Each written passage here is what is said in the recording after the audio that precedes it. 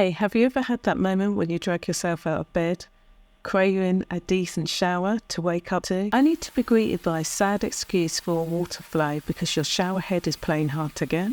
Today we're going to be tackling that annoying issue, how to descale your shower head and reclaim your morning sanity. Now the tools we're going to need to descale the shower head is an old toothbrush, white vinegar or citric acid, a pair of rubber gloves, elastic band and a plastic bag, a microfiber cloth, and a container or a large size bowl if your shower head is detachable.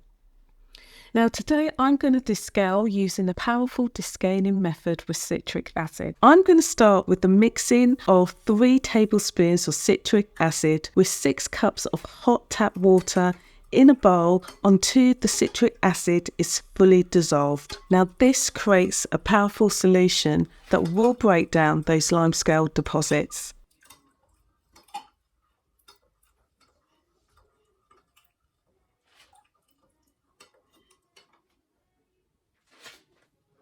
Now if your shower head is detachable, take it off from the shower hose for easier access.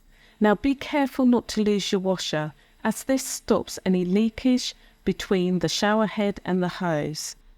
Then place in a container or bowl, ensuring it's fully submerged in the container. Let it soak for at least 2 hours or overnight for more severe cases. Now you can do the same process using white vinegar and water, but you need to be using equal parts vinegar and water. Now if you can't detach your shower head but you can remove it from its hook or its shower cradle, then fill a plastic bag with citric acid. Then carefully place your shower head in the bag and secure it with a rubber band and let it soak. Now leave it in the corner of your shower or at the base of your bathtub.